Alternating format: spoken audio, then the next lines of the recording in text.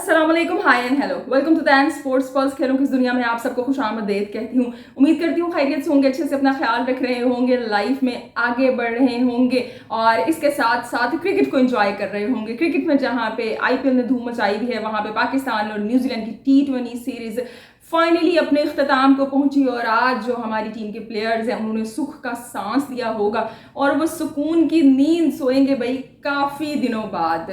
जो आईपीएल के मैचेस हैं इन पर आपसे बात करेंगे। सुपर वीकेंड का आगाज हो चुका है। सैटरडे को 2 मैचेस आपने एंजॉय किए, संडे को 2 मैचेस एंजॉय करने हैं आपने। सैटरडे को बात की जाए तो दिल्ली कैपिटल्स और मुंबई इंडियंस के दरमियान मुकाबला खेला गया कि जिसमें दिल्ली कैपिटल्स ने बड़ी अच्छी परफॉर्मेंस दी, 10 रन से मुकाबला जीत लिया और 257 बनाकर आईपीएल का अपना सबसे बड़ा स्कोर बनाया भाई उन्होंने।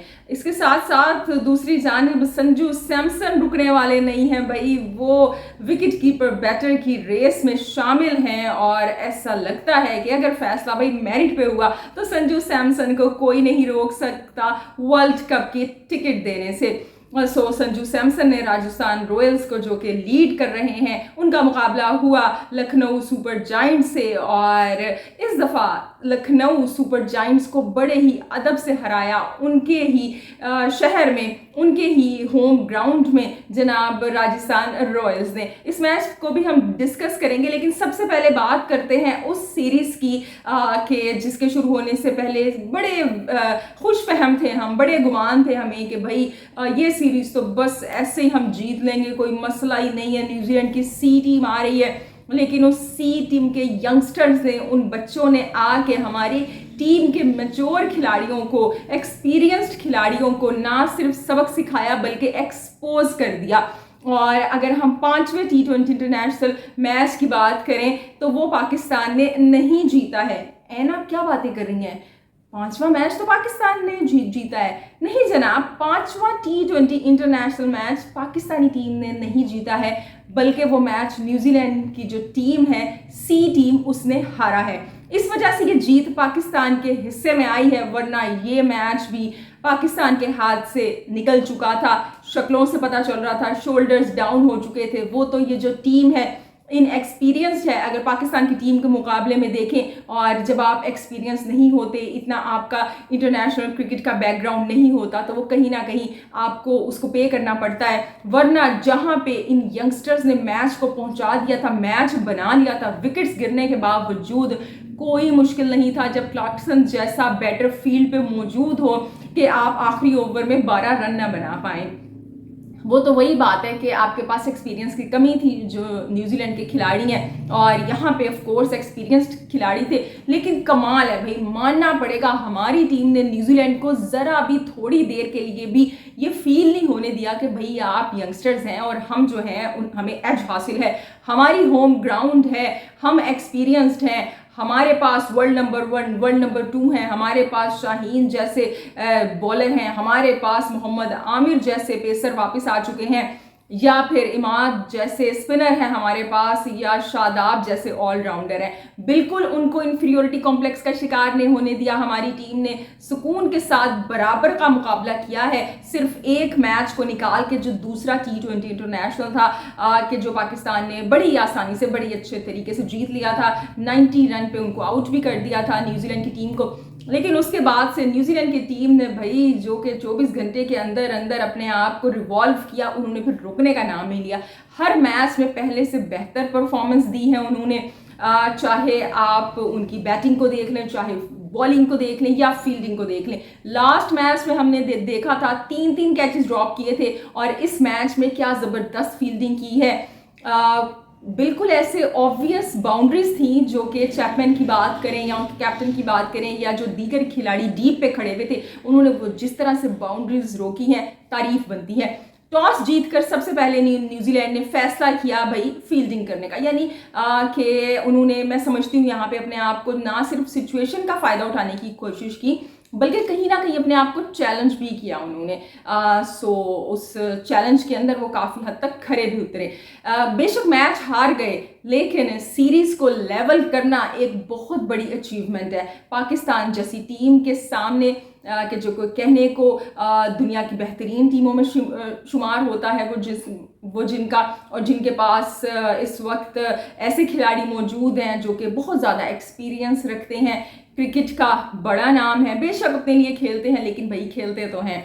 लेकिन उसके मुकाबले में न्यूजीलैंड की टीम को देखें तो चंद ऐसे नाम हैं, इशसूदी हो गए या जेम्स नेशम हो गए या टिम साइफर्ट, इवन चैपमैन के पास भी इतना ज़्यादा कोई एक्सपीरियंस नहीं है। अगर इन नामों को आप निकाल दें तो ज़्यादातर जो बाकी के खिलाड़ी हैं उनके पास इतना एक्सपीरियंस मौजूद नहीं है। 2-3 तो डेब्यूज हमारे सामने ही सीरीज़ में हुए और इसके अलावा भी किसी ने 6 इंटरनेशनल मैचेस खेले हुए हैं, किसी ने 10 खेले हुए हैं, किसी ने 14 खेले हुए हैं, किसी ने 16 खेले हुए हैं। इस तरह की अटैक के सामने जिस तरह से ये यंगस्टर खड़े रहे हैं उनकी तारीफ बनती है भाई, और यही तारीफ ग्राउंड में भी उनकी हो रही थी। तो ये सीरीज़ तो बेशक पाकिस्तान ने लेवल कर ली है, आखिरी मैच तो बेशक पाकिस्तान ने जीत लिया, लेकिन जो दिल हैं, लेकिन जो हिम्मत है वो न्यूजीलैंड की टीम ने दिखाई और जो दिल हैं वो न्यूजीलैंड की टीम ने जीत लिए हैं और तारीफ भी उन्हीं की हो रही है।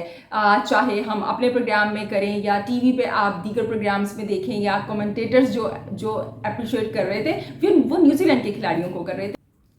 सो टीम पाकिस्तान की इस मैच में बैटिंग की बात करें तो बैटिंग ने डिसअपॉइंट किया और उतना ही डिसअपॉइंट किया साइम अयूब ने कि जिन पे बारहा ट्रस्ट दिखाया जा रहा है, उनको मौका दिया गया।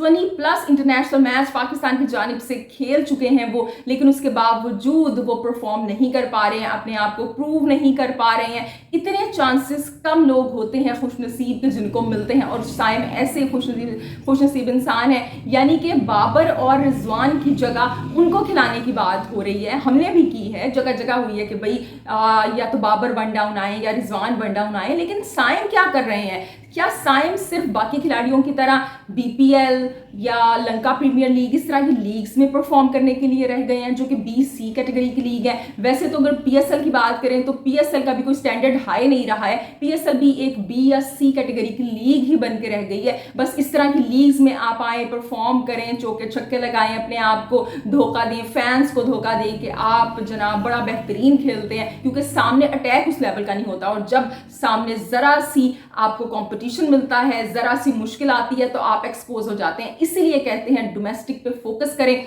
साइम एक ऐसा नाम है कि जिनको अगेन सर्किट में जल्दी शामिल कर लिया गया। इवन टेस्ट का डेब्यू उनको इतनी जल्दी करवा दिया गया जबकि साहबजादा फरहान को करवाया जाना चाहिए था। ये दीगर भी नाम है पाकिस्तान में, नॉट ओनली साहबजादा फरहान, लेकिन साइम को प्रेफर किया गया, उनको डेब्यू करवा दिया गया। टेस्ट में भी फेल हुए और T20 इंटरनेशनल में भी फेल हो चुके हैं, एक फ्लूक बन चुके हैं साइम। सो एक वो क्या कहते हैं ना, वो उमर अकमल एक टाइम में हुआ करते थे, उनको विराट कोहली से बड़ा कंपैरिजन किया जाता था कि जी वो विराट कोहली की तरह खेलते हैं, बड़े टैलेंटेड प्लेयर हैं।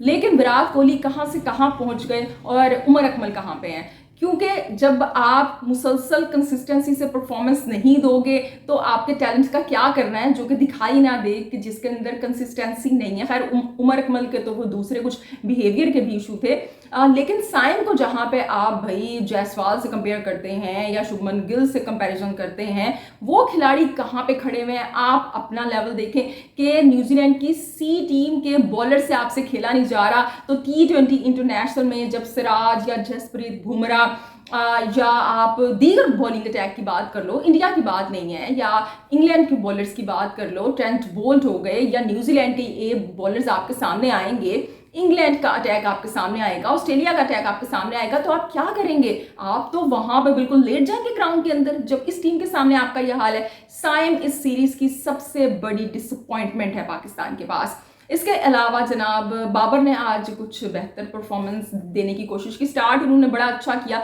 200 के स्ट्राइक रेट से खेल रहे थे, लेकिन बाबर जो है वो स्पिनर्स पे फंसते हैं और जैसे ही स्पिनर आए फिर उनका स्ट्राइक रेट भी स्लो हुआ, लेकिन बाबर ने रिलेटिवली बेहतर खेला है। पाकिस्तान की जो आज अच्छी बात है वो ये कि रनिंग बिटवीन द विकेट्स की है, यानी सिंगल्स को डबल्स में क्रिएट करने की कोशिश की, और यही वजह है कि हमने स्कोर भी 170+ का देखा। लेकिन उसके बावजूद आप अगर बाकियों को देखें, उस्मान खान कहीं ना कहीं स्ट्रगल कर रहे हैं। उस्मान खान ने खुद भी बड़ा गलत फैसला किया और पाकिस्तानी टीम ने भी गलत फैसला किया।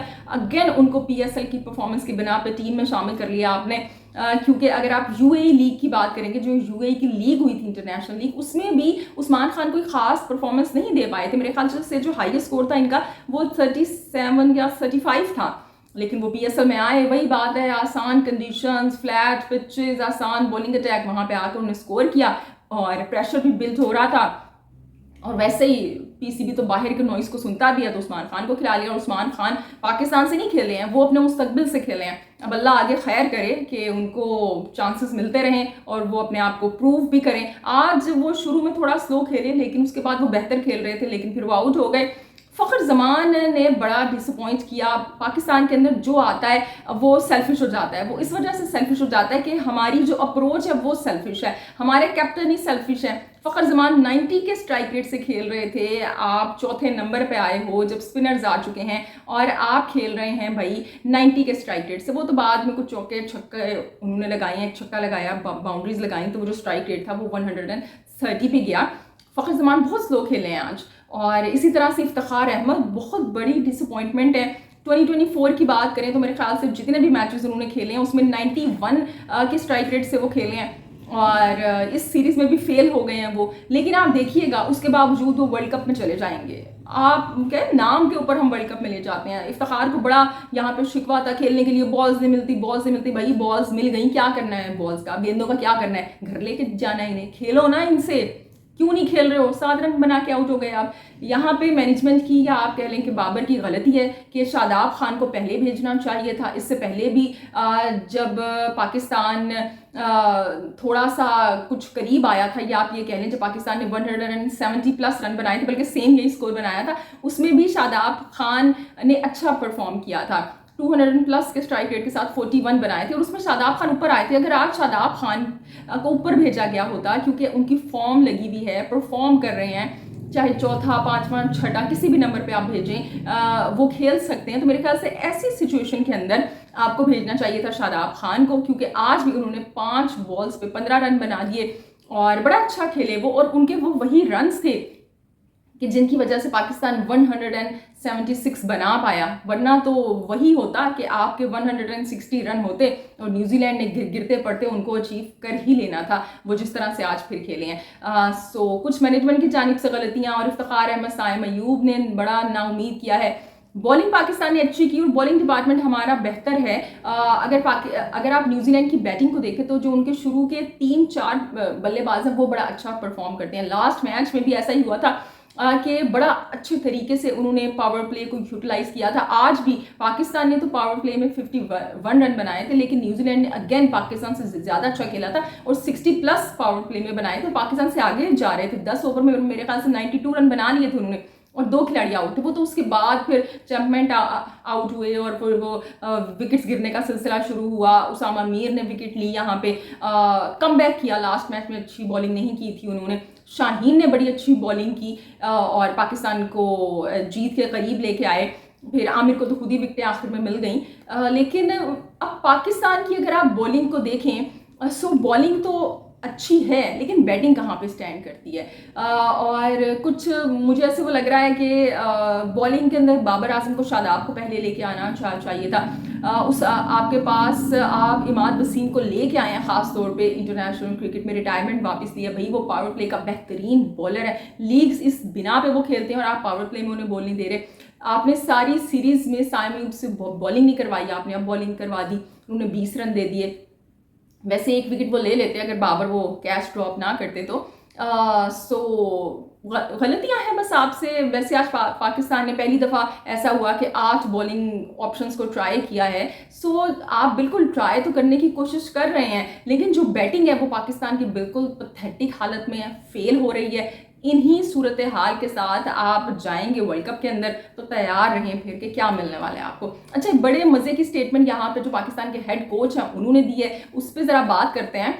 उन्होंने इस मैच से पहले ये स्टेटमेंट आई, उन्होंने कहा कि भाई ये जो सीरीज़ है इसके अंदर हम अगर मैच हार भी जाएंगे, हम ये सीरीज़ हार भी जाएंगे तो कोई मसले की बात नहीं है, क्योंकि उनको पता था ऐसे चांसेस हैं हम सीरीज़ हार सकते हैं और सीरीज़ लेवल कर लेंगे तो अच्छी बात है। मज़ीद वो कहते हैं भाई हमारे जो प्लान्स हैं ना वो बिल्कुल सही जा रहे हैं। हमारा बेसिकली मकसद है जो यंग टैलेंट है उन्हें चांसेस दें। कौन सा यंग टैलेंट है भाई कि जिसको चांसेस दे रहे हैं? आमिर यंग टैलेंट है, इमाद यंग टैलेंट है, या फिर उसामा मीर यंग टैलेंट है? किसको यंग टैलेंट कह रहे हैं आप? कौन सा यंग टैलेंट खिला दिया आपने? आपने तो हसीबुल्लाह के जिनको आपने शामिल किया था आजम खान की जगह पे रिजर्व से टीम में, उनको एक चांस नहीं दिया। कौन से यंग टैलेंट को चांस को दे दिया?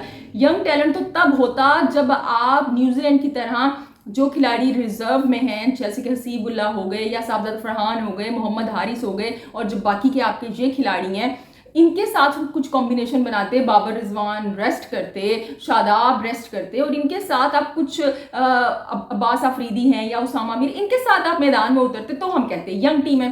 कौन सी यंग टीम है? किन खिलाड़ियों को आप यंग कह रहे हैं? जरा हमें भी बताएं, उन्हें सामने लेके आए। जमान खान को यंग कह रहे हैं आप? ठीक है, वो यंग खिलाड़ी हैं, लेकिन उनको पाकिस्तान से चांसेस मिल चुके हैं पहले भी, हालांकि डोमेस्टिक का उनका भी कोई ऐसा बैकग्राउंड नहीं है। आप तो उनको वर्ल्ड कप में साथ लेके गए हुए थे, तो पता नहीं कौन से यंग खिलाड़ी हैं कि जिनको चांसेस दिए गए हैं। हाँ, इब्रार का एक डेब्यू जरूर हो गया, इरफान का डेब्यू हुआ, वो अनफिट होकर बैठ गए, और जो मैच उन्होंने खेले हैं उसके अंदर भी कोई खास परफॉर्मेंस नहीं दी है। जब तक आप डोमेस्टिक के बगैर ऐसे ही एब्रप्ट फैसले करते रहेंगे, खिलाड़ियों को लेके आते रहेंगे, यही दिन देखेंगे आप। पाकिस्तान के पास कोई वजह ही नहीं है देने के लिए कि इस सीरीज के अंदर वो क्यों मैचेस हारे हैं। होम ग्राउंड आपका फुल स्ट्रेंथ के साथ आप मैदान में उतर रहे हो, रिटायर खिलाड़ी आपके वापस आ गए, एक्सपीरियंस्ड खिलाड़ी आपके पास हैं, बाबर रिजवान आपके पास, शाहीन शाह अफरीदी जैसा पेसर आपके पास, होम ग्राउंड में आप खेल रहे हो। वो जो एक शिकवा था कि दिल दिल पाकिस्तान के नारे नहीं वो लग रहे, तो पूरा ग्राउंड लाहौर में हाउसफुल मिला है आपको, पिंडी में हाउसफुल मिला है, सारे बाबर बाबर बाबर के नारे लगाते रहे हैं, जो खिलाड़ी आ रहा था उसको चेयर करते रहे हैं। न्यूजीलैंड को कौन चेयर कर रहा था? फिर भी वो जीत के गए हैं। सो ये जनाब आपके सामने रियलिटी चेक्स हैं कि जिनको आप जब तक नहीं देखेंगे, स्टेप्स नहीं लेंगे, इसी तरह से नाकाम रहेंगे कि एक मैच जीत के आखिरी वाला खुश होने की जरूरत नहीं है कि सीरीज आपने लेवल कर ली है। बिल्कुल आप इस तरह से खेले हैं कि जैसे आप ऑस्ट्रेलिया से खेल रहे हैं ऑस्ट्रेलिया में। सो इस किस्म की सीरीज के ऊपर आपको परेशान होने की ज़रूरत है, अफसोस करने की ज़रूरत है, और प्रॉपर प्लानिंग बनाने की ज़रूरत है। तो जी ये तो कुछ पाकिस्तान की बात रही। आईपीएल की बात कर लेते हैं। आईपीएल की बात करें तो आईपीएल में जो पहला मैच है वो दिल्ली कैपिटल्स ने जीत लिया। जो जैक फ्रेजर है, क्या बंदा भाई, ऑस्ट्रेलिया पता नहीं क्या खिलाता है अपने प्लेयर्स को। अब जैक फ्रेजर ने आके क्या ज़बरदस्त परफॉर्मेंस दी है, उन्होंने बुमराह को कैसे वो मार रहे थे, और इसी तरह की अच्छी परफॉर्मेंस के चलते हुए भाई ये जो मैच है ये जीत लिया दिल्ली कैपिटल्स ने 10 रन से। मैच मैंने नहीं देखा तो इस पर मैं ज़्यादा बात नहीं मैं कर सकती हूँ। और अगर हम दूसरे मैच की बात करें तो संजू सैमसन यानी कि राजस्थान रॉयल्स और एलएसजी ने बड़ा अच्छा मुकाबला किया यहाँ पे। एलएसजी के शुरू में विकेट्स गिरी। अच्छा, अगर हम बात करें राजस्थान रॉयल्स की तो बेबी को बेस पसंद है, लेकिन राजस्थान रॉयल्स को चेस पसंद है। चेस करते हुए इस आईपीएल का छठा मैच वो जीते हैं, अभी तक एक मैच हारे हैं, पॉइंट्स टेबल पे नंबर 1 है। संजू सैमसन लीड कर रहे हैं, विकेट कीपर बैटर हैं। आज उन्होंने कैप्टन्स नॉक खेली, बड़े अच्छे से वो स्कोर बोर्ड पे स्कोर को आगे लेके चले और बड़ी आसानी से लखनऊ सुपर जायंट्स को हरा दिया। अगर संजू सैमसन की आप यहाँ पे विकेट कीपिंग की बात कर लें या कैप्टनसी की बात कर लें, बैटिंग की बात कर लें, तो कोई ऐसा खाना नहीं है जो टिक नहीं है, कोई ऐसी वजह नहीं बनती कि वो T20 वर्ल्ड कप के स्क्वाड में शामिल ना हो। सो अगर आप संजू सैमसन इस परफॉर्मेंस के बावजूद भी शामिल नहीं होते और केएल राहुल का वहाँ पे नाम आता है, तो फिर भाई बीसीसीआई में मेरिट पे क्वेश्चंस उठेंगे। क्या वहाँ पे भी फेवरेटिज्म है? अभी हम कुछ नहीं कह सकते, ये कबल इस वक्त है, लेकिन संजू सैमसन ने बड़ी अच्छी परफॉर्मेंस दी है। एलएसजी ने विकेट्स गिरने के बावजूद, मेरे ख्याल से 3 रन पे 2 विकेटें उनकी गिर गई थी, लेकिन उसके बाद वो बड़े अच्छे से गेम में वापस आए और वो जो उनके कैप्टन हैं केएल राहुल, उन्होंने बेहतर स्ट्राइक रेट से खेला। 100 एंड मेरे ख्याल से 60 के स्ट्राइक रेट से उन्होंने खेला है और स्कोर को आगे लेके वो गए। तो सब कुछ अच्छा जा रहा था। दीपक हुडा ने उनका बड़ा अच्छा साथ दिया। So everything was going well, लेकिन फिर वो क्या है ना, एक बड़े मज़े का हमने अप्स एंड डाउन देखे हैं एलएसजी की इनिंग में। कभी बैटर्स हावी आ जाते थे और ट्रेंट बोल्ट वो नई बॉल से उस तरह की बॉलिंग नहीं कर सके। युजवेंद्र चहल जो मिडिल ओवर में आके बॉलिंग करते हैं उनको विकेटें नहीं मिली। लेकिन जो दीपक शर्मा है वो अगेन ऐसा नाम है, बहुत अच्छी बॉलिंग कर रहे हैं, डोमेस्टिक के बैकग्राउंड से आते हैं और आईपीएल में परफॉर्म करते हैं। इससे लास्ट सीजन में भी किया था, इस सीजन में भी किया था, तो मेरे ख्याल से नॉक कर रहे हैं बीसीसीआई के दौर पे कि उनको भी कंसीडर किया जाए।